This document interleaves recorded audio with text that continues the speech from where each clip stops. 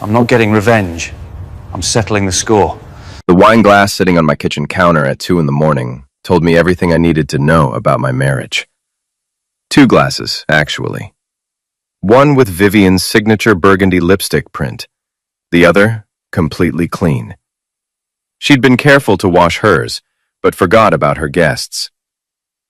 I'm Lucas Harlan, and I used to be the kind of cop who noticed details like this. Now I'm a private security consultant who notices his wife is screwing her boss. The irony tastes worse than day-old coffee. You're still awake? Vivian's voice cut through the darkness as she slipped through our front door. Her heels clicked against the marble foyer with practiced stealth, but I'd been listening for that sound for weeks. Couldn't sleep, I said, not turning around from where I stood at the kitchen island. How was the firm retreat? A pause. She'd been stonewalling. In my cop days, I learned that guilty people always pause too long before lying. Exhausting. You know how these partner meetings drag on? She moved past me toward the stairs, her designer dress wrinkled in ways that suggested activities other than sitting in conference rooms. I'm going to shower. At 2:30 a.m.? Another pause. It was a long day, Lucas. Shields. I finally turned to face my wife of 12 years. Vivian Harlan, senior associate at Morrison, Carriage & Associates, was still beautiful at 38. Sharp cheekbones, auburn hair always perfectly styled. The kind of woman who could argue a case in court and then charm the opposing counsel at dinner. She'd been charming someone tonight, all right. How's Adam? I asked casually. Her hand froze on the banister. Adam? Your boss, Adam Carriage, senior partner, the guy whose cologne you're wearing. Misinformation. The mask slipped for just a second, revealing something cold underneath. Then she laughed, the sound brittle as breaking glass. Don't be ridiculous, Lucas. You're being paranoid. Am I? Because I called the hotel where your retreat was supposed to be. They said Morrison, Carriage & Associates canceled their reservation 3 days ago. She turned fully to face me now, and I saw the woman I'd married disappear completely. What stood on my staircase was a stranger wearing Vivian's face. You called the hotel? You're checking up on me now? Should I be? This is exactly why we have problems, Lucas. Your suspicious nature, your need to control everything. Maybe if you trusted me, trust. I laughed, but there was no humor in it. That's rich, coming from someone who's been lying to my face for months. I haven't been lying about anything. Then explain the wine glasses. She glanced toward the kitchen, saw what I'd seen, and her shoulders sagged slightly. For a moment, I thought she might tell the truth. Instead, she straightened, lifting her chin in that defiant way that used to make me proud. Mira stopped by earlier. We had a drink while I got ready. Mira Henley, Vivian's best friend and fellow attorney. Also a world-class liar and gossip who'd never met a secret she couldn't use against someone. Mira drinks white wine. These are both red. She was trying something new. And Adam's cologne? I don't know what you think you smell, but you're wrong. To our smart home's control panel and pulled up the security footage from our front door. The timestamp showed Vivian leaving alone at 6 p.m. No return until now. No Mira. Want to try again? Her face went pale, then flushed red. You're recording me now? This is insane, Lucas. You're acting crazy. Or finally paying attention. She started up the stairs, then stopped halfway. We'll talk about this tomorrow when you've calmed down. We'll talk about it now. No, we won't. Her voice turned sharp, lawyerly. I'm tired. I'm going to bed. And I'm not going to stand here being interrogated by my own husband. She disappeared upstairs, leaving me alone with 2 wine glasses and the wreckage of whatever we used to be. I poured myself 3 fingers of bourbon and sat in my home office, staring at the security monitors. My bad leg, courtesy of a pills dealer's bullet 5 years ago, throbbed in the cold. The limp had forced me out of police work and into private security, but it hadn't dulled my instincts. Those instincts were screaming now. I opened my laptop and started making calls. The first was to Erica Santos, my former partner on the force and now a private investigator with her own firm. Jesus, Lucas, it's 3 a.m., she answered on the fourth ring. I need a favor. What kind of favor? The kind where you tell me I'm being paranoid, or you help me prove I'm not. A pause. Erica had always been able to read between my lines. What's her name? Vivian's boss, Adam Carriage. I'll make some calls. Give me 48 hours. Thanks, Erica. Be careful. If you're right about this, it's going to get ugly. I looked up at the ceiling, where I could hear the shower running. Vivian, washing off evidence of her evening. It already is ugly. I'm just starting to see it clearly. Hanging up, I sat in the darkness of my office, thinking about the woman upstairs. 12 years of marriage, and I was realizing I might not know her at all. The successful attorney, the perfect wife, the woman who'd stood by me through my injury and career change. Had any of it been real? My phone buzzed with a text from an unknown number. Stop digging, or you'll regret it. I stared at the message, feeling something cold settle in my chest. Someone was watching. Someone knew I was asking questions. That meant I was on the right track. I deleted the text and started planning my next move. 46 hours later, I was sitting in my garage workshop when Erica called back. My man cave, Vivian called it dismissively. She never came out here, which made it perfect for conversations she shouldn't hear. You sitting down? Erica asked without preamble. Hit me.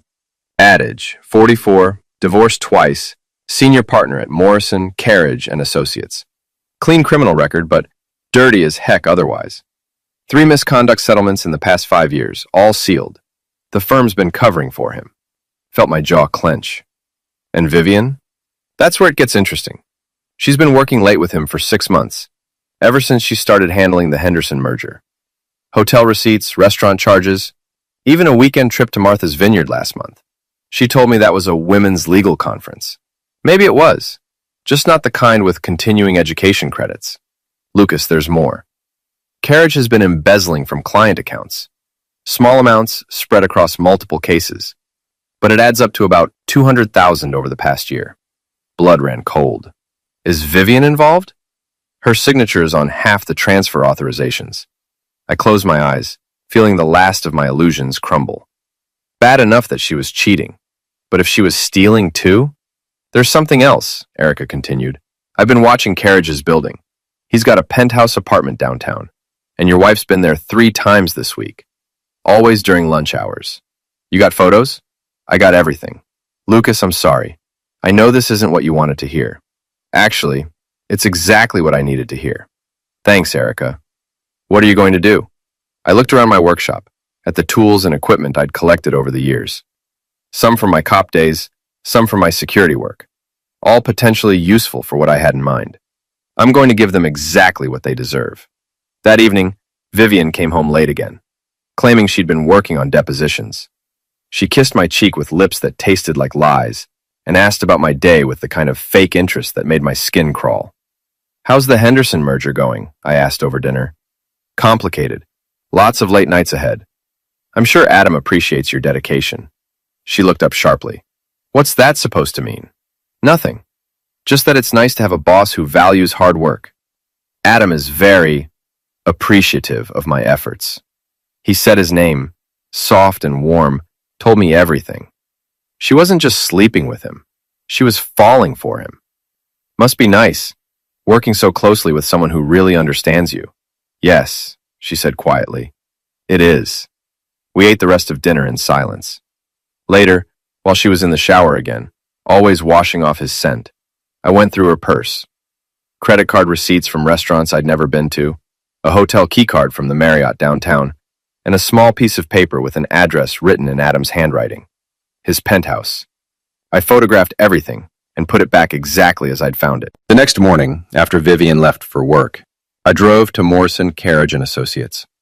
The building was a gleaming tower of glass and steel in Boston's financial district, the kind of place where people wore $1,000 suits and made million-dollar decisions. I parked across the street and waited. At 11:47 a.m., Vivian emerged from the building and walked 3 blocks to the Marriott. At 11:52, Adam Carriage followed the same route. They thought they were being careful, leaving separately. They had no idea how predictable cheaters always were. I called Erica. They're at the Marriott now, room 1247. How do you want to play this? Not yet. I need more ammunition first. What kind of ammunition? The kind that destroys lives. That afternoon, I visited my old friend Danny Morrison at the police station. Danny worked white-collar crime now, and I'd helped him close several cases during my security consulting work. Lucas, good to see you. What brings you by? Question.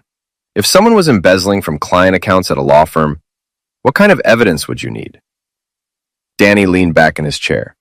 Bank records, transfer authorizations, documentation showing the money didn't go where it was supposed to? Why? Just curious about a case I'm working. Uh-huh.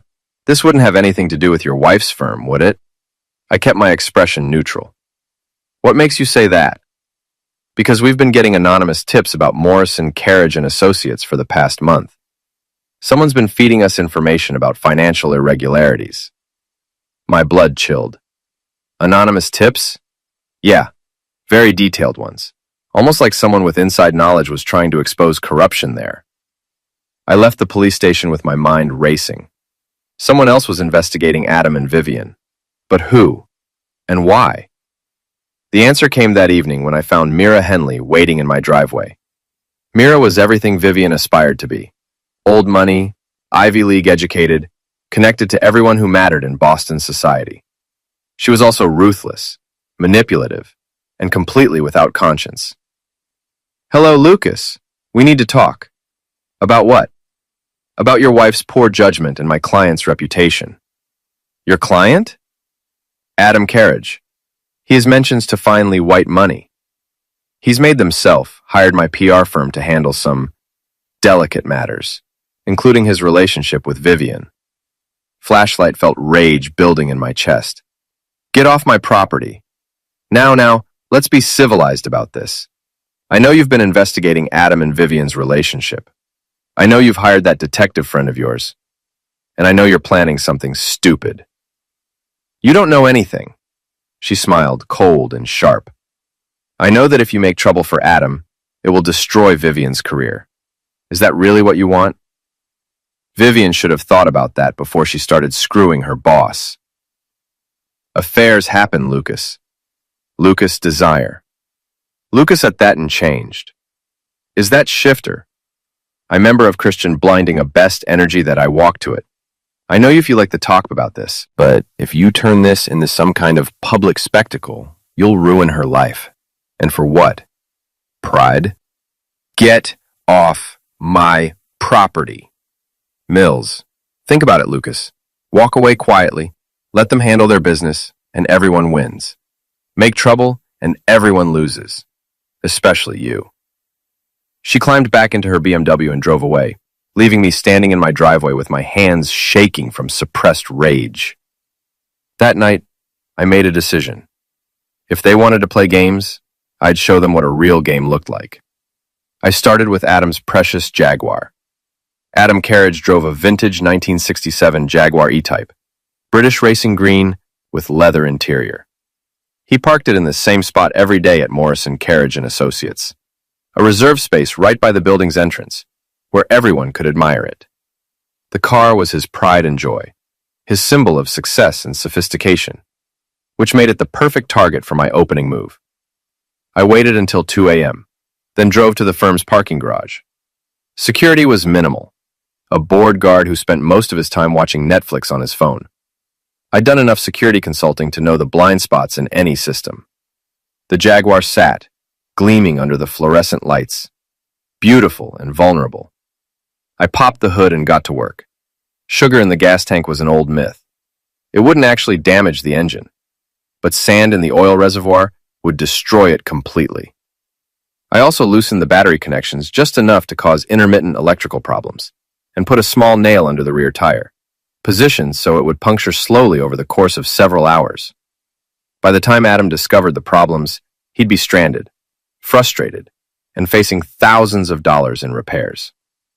I was back home by 3 a.m., lying in bed next to my cheating wife, listening to her breathe and planning my next move. The call came at 9:30 the next morning. Lucas, it's Erica. You need to see this. I was in my office, monitoring Vivian's location through the Find My Phone app we'd set up years ago for safety. She was at the Marriott again. What is it? Adam Carriage's car broke down this morning, towed to the shop with major engine damage. He's been calling it sabotage, threatening to call the police. Interesting. Any idea who might have done something like that? Someone with mechanical knowledge and a serious grudge. The shop says it looks professional. Not random vandalism, but deliberate sabotage designed to cause maximum damage. Same. I hear those old Jaguars are expensive to repair.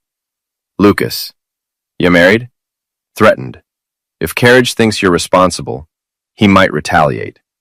Let him try. I decided to pay Adam a visit.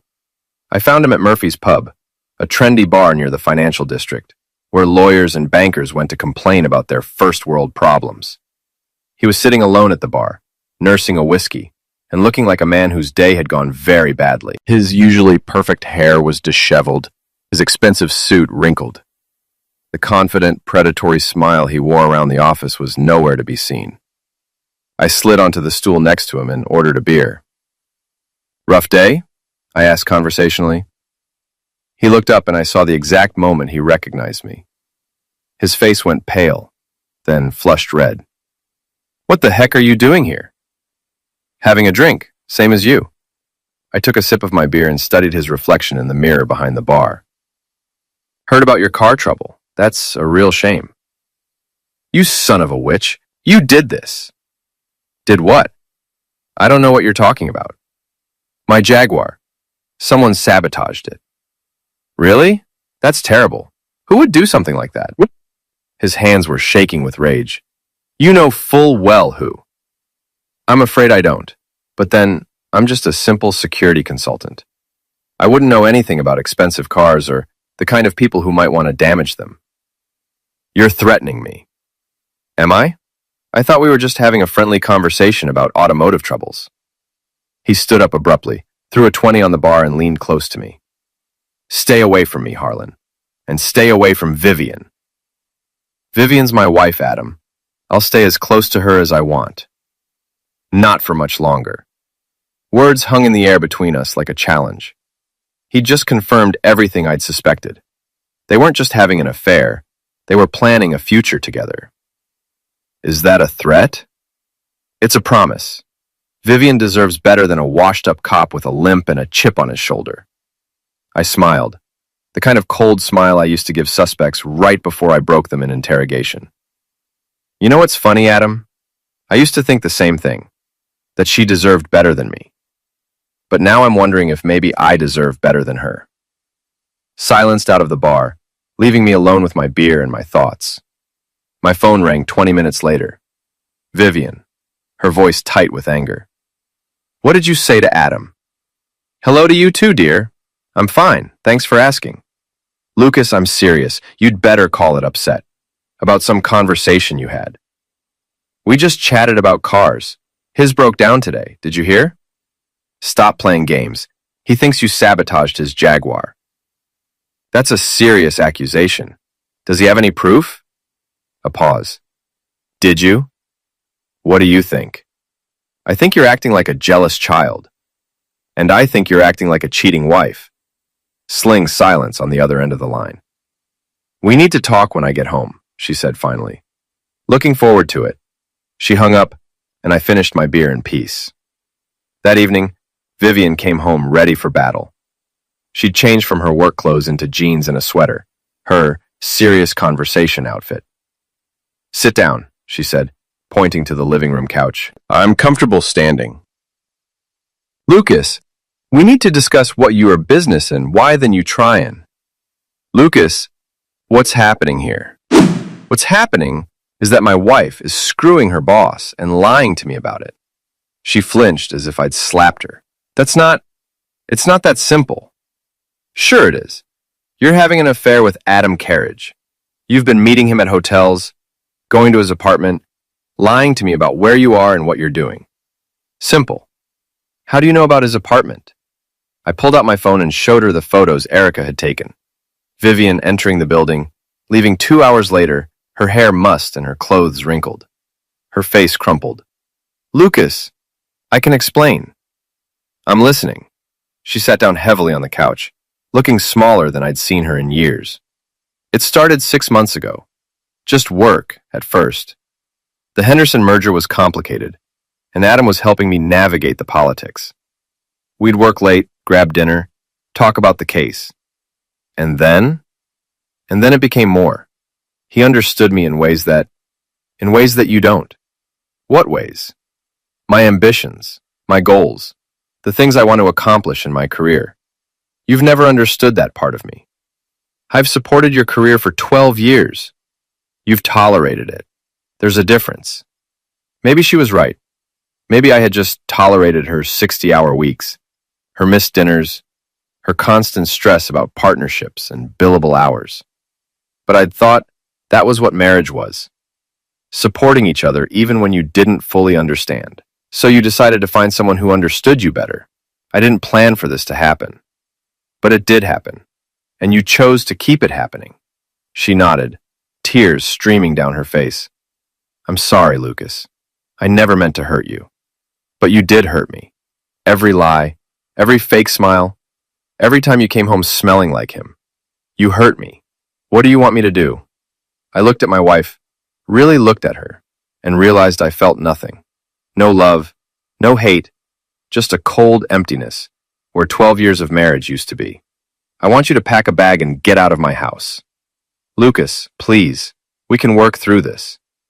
"No, we can't. You never need to it. That's nothing time. You made your choice.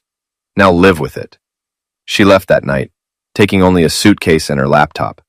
I watched from the window as she drove away, probably heading to Adam's penthouse. For the first time in months, I slept peacefully, but I was far from finished with either of them. The next morning brought an unexpected visitor. I was drinking coffee in my kitchen when the doorbell rang at 7 a.m. Through the peephole, I saw a woman I didn't recognize. Mid-50s, well-dressed, with the kind of sharp eyes that missed nothing.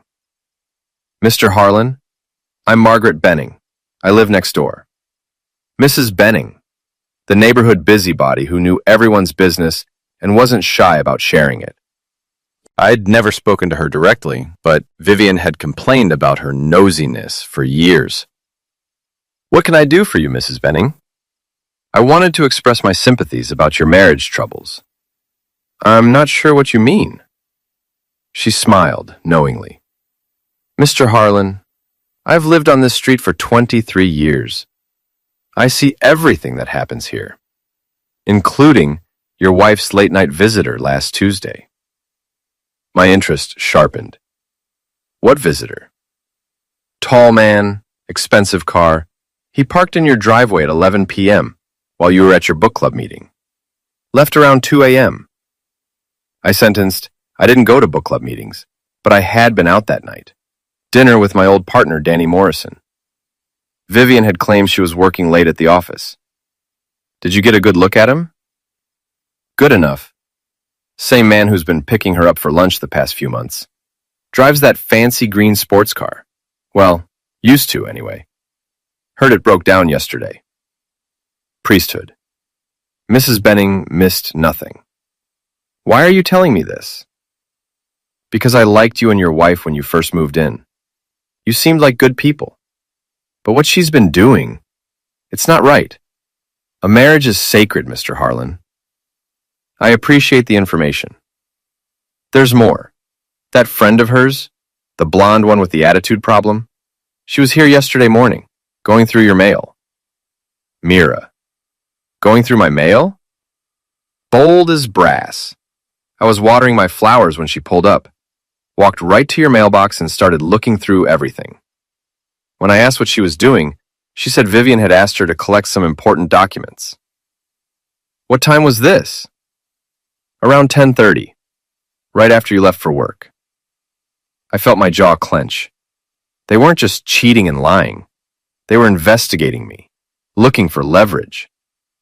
"Mrs. Benning, would you be willing to repeat what you just told me to other people if necessary?" "I believe in the truth, Mr. Harlan. And the truth is that your wife and her friends have been treating you shamefully." After she left, I called Erica. I need you to do something for me. Name it. Trailed surveillance on Mira Henley. I want to know everywhere she goes, everyone she talks to, everything she does. What's she up to? Trying to dig up dirt on me. I want to return that Mira Henley. I considerate this much faith from me. I want to return the favor. Lucas, this is getting complicated. How far are you planning to take this?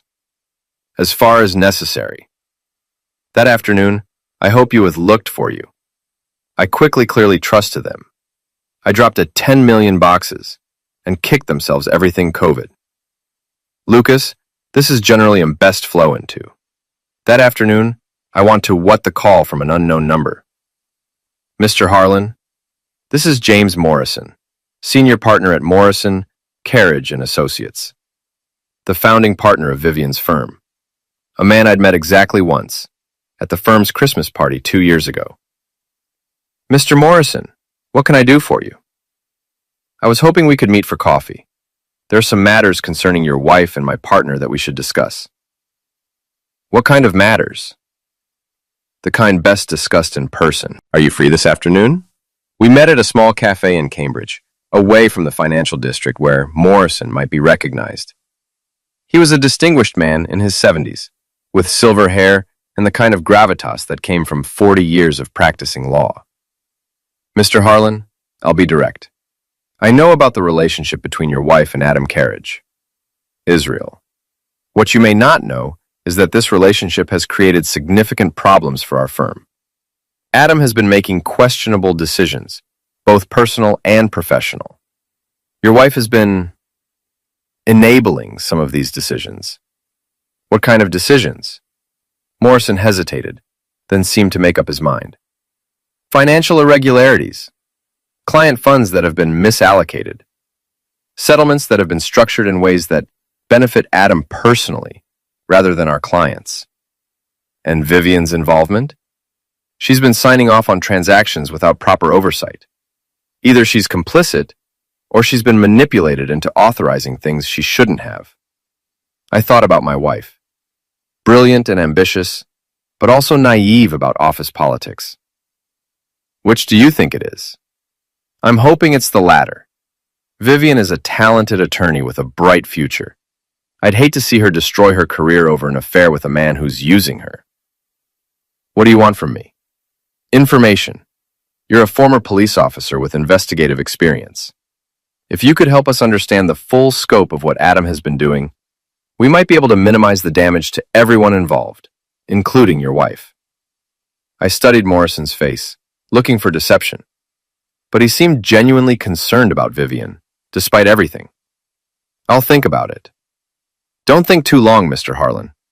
The State Bar Association has received anonymous complaints about our firm. If they launch a formal investigation, everyone involved will suffer the consequences. After Morrison left, I sat in the cafe thinking about his offer. He was asking me to help save Vivian's career, the same career she'd chosen over our marriage. The irony was bitter. My phone buzzed with a text from Erica. Found something interesting about Mira Henley. Can you meet tonight? Which met at a diner in Somerville, far from anywhere we might be recognized. Erica slid a manila folder across the table. Your wife's friend has some expensive habits. I opened the folder and found bank statements, credit card bills, and financial records. How did you get these? Have sources. Look at the spending patterns. Expenses were staggering. Designer clothes, expensive restaurants, luxury vacations, all on a PR executive's salary that couldn't possibly support that lifestyle. She's living way beyond her means, I observed. Gets better. Look at the deposits. I found a series of regular cash deposits, always under $10,000, to avoid federal reporting requirements. Where's this money coming from? That's the interesting part. The timing of these deposits corresponds exactly with major settlements and judgments handled by Morrison, Carriage and Associates. You think she's getting kickbacks? I think she's part of whatever scam Adam and your wife are running. She handles the PR, keeps negative stories out of the press, and gets paid under the table for her services. I felt pieces clicking into place. That's why she came to see me. She wasn't protecting Adam out of friendship. She was protecting her income stream. Exactly. And if their scheme falls apart, she loses her cash cow. What else did you find? Mira's been feeding information to someone at the State Bar Association. Anonymous tips about financial irregularities at Morrison, Carriage, and Associates. I looked up sharply. She's the one who's been reporting them? Looks like it. My guess is she's trying to eliminate Adam and position herself as a whistleblower before everything comes crashing down. The betrayal was breathtaking. Mira wasn't just taking kickbacks from Adam. She was also setting him up to take the fall when the scheme collapsed. There's more, Erica continued. I followed her yesterday. She met with a divorce attorney downtown, high-end firm that specializes in asset protection. She's getting divorced? She's not married, but she was asking about protecting assets during someone else's divorce proceedings. My contact at the firm says she was inquiring about offshore accounts and shell corporations. The picture was becoming clearer. Mira wasn't just accomplice. She was the mastermind.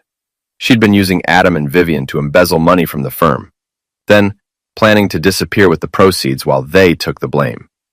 We need to move fast, I said. If she realizes we're onto her, she'll destroy the evidence and vanish. What do you want to do? I thought about Morrison's offer, about Vivian's betrayal, about Adam's arrogance and Mira's manipulation. They'd all underestimated me, treating me like a jealous husband too stupid to see the bigger picture. Time to show them how wrong they were. I want to give them exactly what they deserve. The plan came together over the next 48 hours, like pieces of a puzzle I'd been working on for months. Every conversation, every lie, every small betrayal had been leading to this moment. I started by calling James Morrison. Mr. Morrison, it's Lucas Harlan. I've decided to help you. Excellent. What do you need from me? Access to the firm's financial records and a meeting with your IT department. I have some ideas about how to trace the missing money. Done. Can you come in tomorrow morning? I'll be there. I called Danny Morrison at the police department. Danny, remember those anonymous tips you mentioned about Morrison, Carriage, and Associates? Yeah, what about them? I think I know who's been sending them. And why. I'm listening. Meet me tomorrow afternoon. I'll have everything you need to make arrests. Salmon, I called Erica. Tomorrow's the day. Are you ready? Born ready. What's the play? We're going to give them a choice. Confess everything publicly, or have it exposed for them. And if they choose option 3, fight back, then they'll learn why you never underestimate a cop with nothing left to lose. The next morning, I arrived at Morrison, Carriage, and Associates at 8 a.m. sharp. The building's lobby was all marble and glass, designed to intimidate clients and impress rivals. I'd always felt out of place here during Vivian's office parties, the blue-collar ex-cop among the Ivy League lawyers. Today, I felt right at home. James Morrison met me personally, leading me to a conference room where the firm's IT director was waiting with boxes of financial records and a laptop connected to the firm's servers. Mr. Harlan, this is David Chen, our IT director. He'll help you access whatever you need. For the next 4 hours, I traced the money trail that Adam and Mira had been so careful to hide. Client settlements that were inflated by 10%, with the extra money diverted to shell accounts. Retainer fees that were double billed, with the duplicate payments disappearing into offshore corporations. Legal expenses that were padded with fictional charges. It was sophisticated, spread across dozens of cases over 2 years. But once you knew what to look for, the pattern was obvious. Adam had been stealing systematically, using his authority as senior partner to authorize transactions that no one questioned. And Vivian had been signing off on everything. Mr. Morrison, I said finally, I need you to see this. I showed him the evidence, bank transfers, forged authorizations, shell company registrations. The total theft was approaching $500,000. My God, Morrison whispered. How long has this been going on? 2 years, maybe longer. But it's accelerating. They've taken more in the past 6 months than in the previous 18 combined. And Vivian? I pulled up her authorization signatures on the fraudulent transfers. She's either the world's most careless attorney, or she's complicit. Ocean's historian studied the documents, his face growing pale. What about the anonymous tips to the state bar? That's the interesting part. That's the third nest. I said the state of James Morrison. I said during Drob into the region farce. Pulling's the interesting part. I showed him the timeline Erica had compiled. The tips started coming in right after Adam and Vivian began their affair. Someone's been setting them up to take the fall. Who? For Mira Henley. She's been skimming money from the scheme while simultaneously reporting it to the authorities. When the investigation comes down, Adam and Vivian will be arrested, and she'll disappear with her share of the profits. Diabolical. Effective. If I hadn't started digging, she would have gotten away with it. Morrison was quiet for a long moment. What do you want to do with this information? I want to confront them, all of them, together. That could be dangerous. I'm counting on it. Afternoon, I sent identical text messages to Adam, Vivian, and Mira. Meet me at Murphy's Pub at 6 p.m. Come alone. We need to talk about the Henderson merger and some financial irregularities I've discovered. He all responded within minutes, agreeing to meet. Fear was a powerful motivator. Murphy's Pub was crowded with the after-work crowd when I arrived at 5:45. I chose a table in the back corner where we could talk privately, but still be seen by other patrons. Insurance, in case things got ugly. Adam arrived first, looking nervous and angry. He'd replaced his destroyed Jaguar with a rental car, and the downgrade clearly bothered him. What the heck is this about, Harlan? Wait for the others. I only want to explain this once. Vivian came in 5 minutes later, scanning the room until she spotted us. She looked tired, older somehow, as if the stress of the past week had aged her years. Lucas, what's going on? Your message was cryptic. Sit down, Vivian. Mira was the last to arrive, fashionably late and perfectly composed. She glided through the crowd like she owned the place, her designer dress and confident smile masking whatever concerns she might have had. Well, this is cozy, she said, sliding into the booth across from me. What's the occasion? All seated, then pulled out a manila folder and placed it on the table. The occasion is that I know everything. Expelled in the air like a death sentence, I watched their faces carefully, looking for tells, for reactions that would confirm what I already suspected. Adam went pale. Vivian looked confused. Mira's smile never wavered. Know everything about what? Mira asked smoothly. About the embezzlement, about the shell companies, about the anonymous tips to the State Bar Association, about all of it. I don't have to listen to this. Sit down, Adam. Unless you want me to discuss this louder. He sat. I opened the folder and spread out copies of the financial records, bank statements, and transfer authorizations. 2 years of systematic theft from Morrison, Carriage, and Associates. Nearly $500,000 stolen from client accounts and firm operating funds. Vivian leaned forward, studying the documents. Lucas, what is this? It's evidence of the crimes you've been committing with your boyfriend and your best friend. I haven't committed any crimes. Your signature is on 37 fraudulent transfer authorizations, Vivian. Either you're guilty of embezzlement, or you're the most negligent attorney in Massachusetts. She grabbed one of the documents, her face growing pale as she recognized her own signature. I authorized these transfers, but they were legitimate. Adam said they were for client settlements and operating expenses. Adam lied. Relinquise turned to Adam, who was staring at the table like a man watching his life fall apart. It's not what it looks like, he said finally.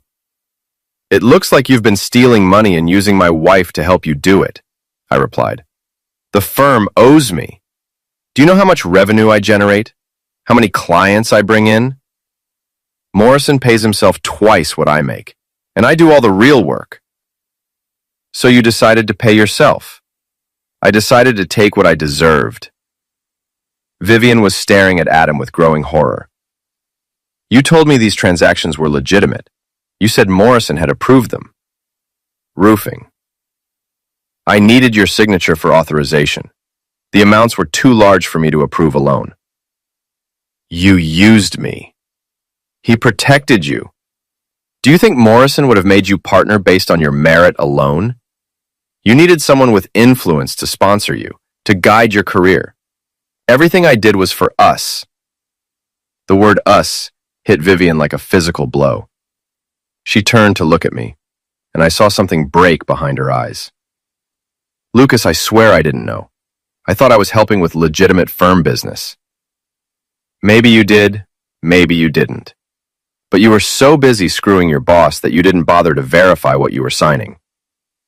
Mira, who had been silent through this exchange, finally spoke up. This is all very dramatic, but I'm not sure why I'm here. I don't work for Morrison Carriage and Associates. I have nothing to do with their internal financial arrangements. I smiled at her, the same cold smile I'd given Adam at the bar. Don't you, Mira? I pulled out a second set of documents. Erica's research into Mira's finances. Funny thing about your bank account. Regular cash deposits, always under $10,000, always within a week of major settlements handled by Adam. Almost like you were getting a commission. Her composure cracked slightly. I provide PR services to several law firms. Those payments are perfectly legitimate. What about these payments? I showed her records of wire transfers to offshore accounts. Shell companies registered in the Cayman Islands, all with your signature on the incorporation papers. I don't know what you're talking about. And what about these? I pulled out the final piece of evidence, copies of the anonymous tips to the State Bar Association, traced back to Mira's computer IP address. You've been reporting Adam and Vivian to the authorities while simultaneously helping them steal money. You were planning to let them take the fall while you disappeared with your share of the profits. The silence that followed was deafening. Adam and Vivian were staring at Mira with shock and betrayal, while she sat frozen like a deer in headlights. You witch, Adam whispered. You've been setting us up this whole time. I've been protecting myself, Mira replied, her mask finally slipping. Did you really think you could steal $500,000 without consequences? Someone was going to get caught. I made sure it wouldn't be me. Vivian looked like she was going to be sick. Mira, I trusted you. I told you everything. And I used everything you told me. Your affair with Adam, his financial schemes, your naive willingness to sign whatever he put in front of you. It was almost too easy. I leaned back in my chair, watching the three of them turn on each other like animals in a trap. Here's what's going to happen, I said quietly. Tomorrow morning, the three of you are going to walk into Morrison's office and confess everything. You're going to return every penny you stole, resign your positions, and accept whatever legal consequences come your way. Like heck, Adam snarled. Or, I continued, I turn all of this evidence over to the police tonight, along with testimony from James Morrison and several other witnesses. You'll be arrested, charged with felony embezzlement, and prosecuted to the full extent of the law. You can't prove anything, Mira said. I can prove everything. Bank records, computer forensics, witness testimony, documentary evidence. I've got enough to put all three of you in prison for the next 10 years. I stood up and gathered my documents. You have until 9 a.m. tomorrow to decide. Confess, and maybe you can plea bargain your way to probation and community service. Fight me, and I'll destroy all of you. Relinquo out of the bar, leaving them sitting in stunned silence. The war was about to begin. They chose to fight. I wasn't surprised. Cornered animals always lash out, and I'd back them into a corner with no escape. What did surprise me was how quickly they moved, and how viciously. The first attack came at 3 a.m. I was sleeping peacefully for the first time in weeks when my security system triggered, alarms blaring throughout the house. Someone was trying to break into my garage workshop. I grabbed my service tool. I still had a concealed carry permit from my police days, and crept downstairs. Through the security monitors, I could see a figure in dark clothes prying at the workshop's side door. I called emergency, then slipped out the front door and circled around the house. The intruder was so focused on breaking in that he never saw me coming. Freeze! Police! The figure spun around, and I found myself face to face with Brent Sullivan, an ex-military security specialist who worked for Mira's PR firm. I'd seen him at a few social functions over the years. Big, dumb, and loyal as a guard dog. Drop the crowbar and put your hands where I can see them. Brent was smart enough not to argue with a tool pointed at his chest. He dropped the tool and raised his hands. "What are you doing here, Brent?" "Miss Henley asked me to retrieve some documents." "By breaking into my property at 3 in the morning? She said you'd stolen confidential files that belonged to her clients." "And you believe that?" He shrugged. "She pays me not to ask questions." Arrived 5 minutes later, led by my old friend Danny Morrison. They arrested Brent for attempted breaking and entering, but we all knew he'd be out on bail by morning. "They're getting desperate," Danny observed, as we watched Brent being loaded into a patrol car. "Good. Desperate people make mistakes." Second attack was more sophisticated. I discovered it when I arrived at my office the next morning to find my computers had been hacked overnight. Someone had gained access to my client files, financial records, and email accounts. But I'd been expecting something like this. All of my real evidence was stored on offline drives in a safe deposit box, and my computers were protected by military-grade encryption, courtesy of my security consulting work. The hackers had gotten nothing but decoy files I'd planted specifically for them to find. My phone rang at 10 a.m. Mira's voice was tight with frustration. "You're making a mistake, Lucas." Am I? "We found the files on your computer. Evidence of your own financial crimes, communications with known criminals, proof that you've been blackmailing innocent people." "Interesting. What kind of proof?" "Offshore accounts, emails discussing illegal surveillance, photos of people in compromising positions." I laughed. "Mira, you're not very good at this. I mean, the files you hacked are fake. Decoys. I've been in security consulting for 5 years. Did you really think I wouldn't protect my own systems?" Silence on the other end of the line. "But thank you for confirming that you're behind the break-in attempt and the computer intrusion. That's 2 more felonies I can add to your growing list." Hung up without another word. The third attack was the most personal. That afternoon, I received a call from my insurance company, informing me that my homeowner's policy was being canceled due to fraudulent claims and criminal activity by the policyholder. Someone had sent them a detailed report, claiming I was running an illegal surveillance operation from my home, using my property for criminal enterprises, and filing false insurance claims. It took me 3 hours and several phone calls to straighten out the mess, but I managed to convince my insurance agent that the allegations were part of a harassment campaign by people I was investigating. "Mr. Harlan," the agent said, "you might want to consider filing a police report. This kind of coordinated attack suggests someone is trying to destroy your reputation and livelihood." "Already on it." Enlarge, Empez. I'd had enough. They wanted to play dirty? I'd show them what dirty really looked like. I called Erica. "Time for the nuclear option. What do you need?" "Remember that contact you have at Channel 7 News? The investigative reporter who owes you a favor?" "Sarah Chen. What about her?" "I'm going to give her the story of the year."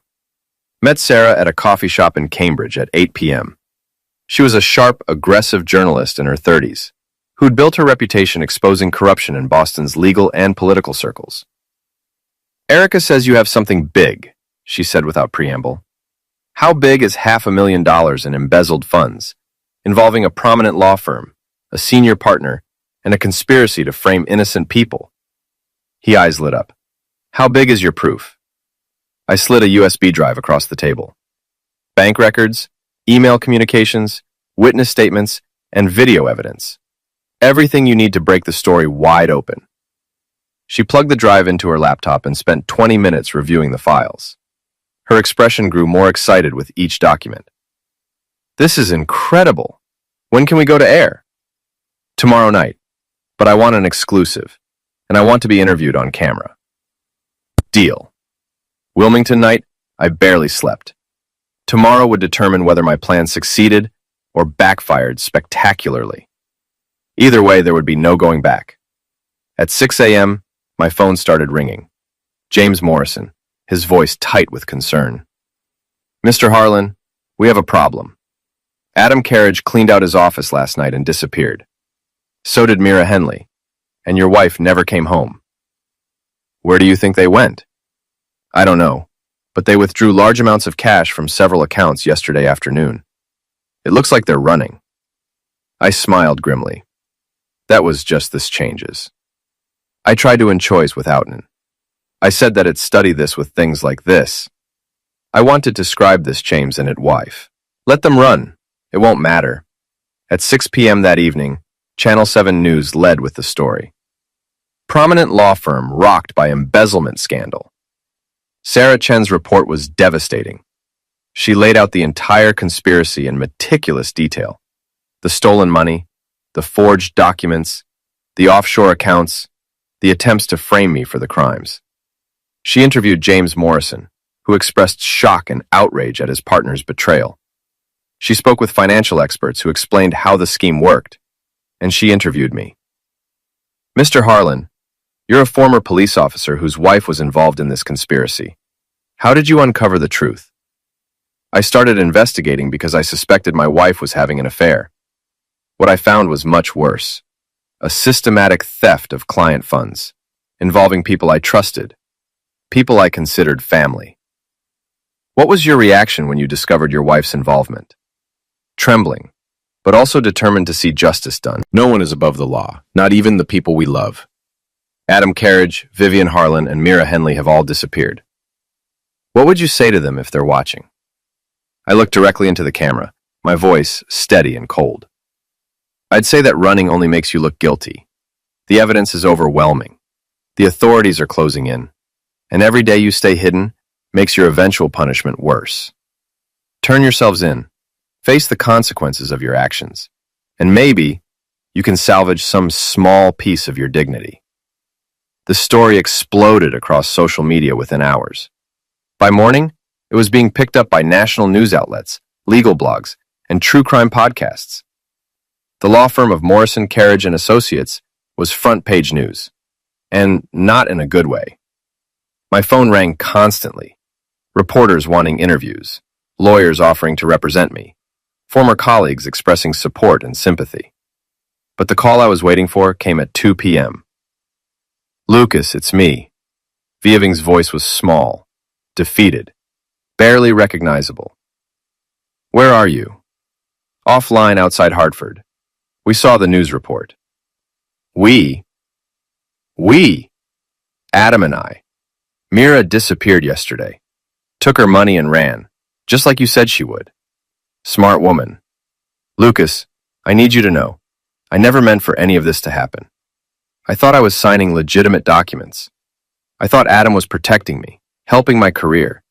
I was so stupid. Yes, you were. I know you hate me now. I don't hate you, Vivian. I just don't care about you anymore.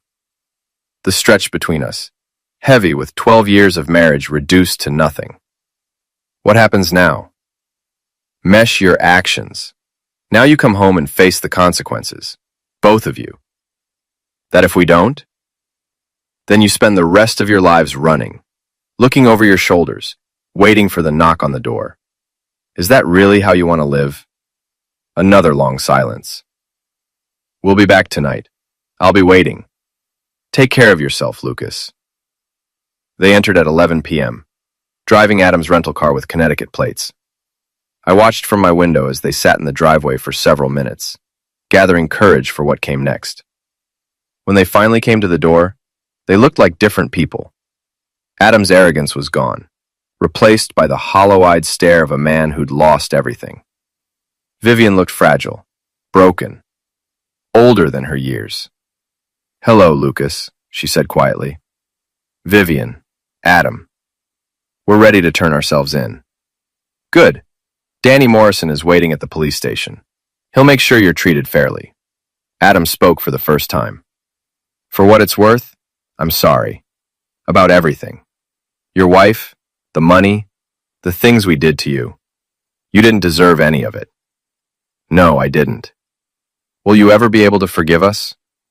I looked at him, then at Vivian, and realized that the anger I'd carried for so long was gone. In its place was something colder, more final.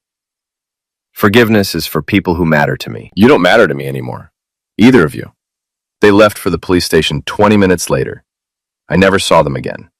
The trials took place 8 months later.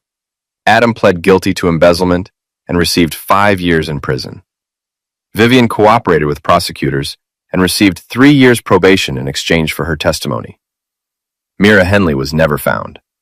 The FBI traced her to the Cayman Islands, then lost her trail. She's probably living on a beach somewhere, spending the money she stole while her former partners paid the price. I kept the house, the cars, and most of our assets. Vivian's legal fees consumed her savings, and her disbarment ended her career. Last I heard, she was working as a paralegal in Portland, Oregon, starting over at 39. As for me, I expanded my security consulting business and married Erica Santos 2 years later. We're happy in a way I never was with Vivian. Honest, straightforward, built on trust instead of lies. Sometimes people ask if I regret how things ended, if I wish I'd tried to save my marriage instead of destroying it. I tell them the truth. Some things can't be saved, only ended. And sometimes, ending them is the kindest thing you can do for everyone involved. My name is Lucas Harlan, and this is how I learned that revenge isn't about getting even. It's about getting free.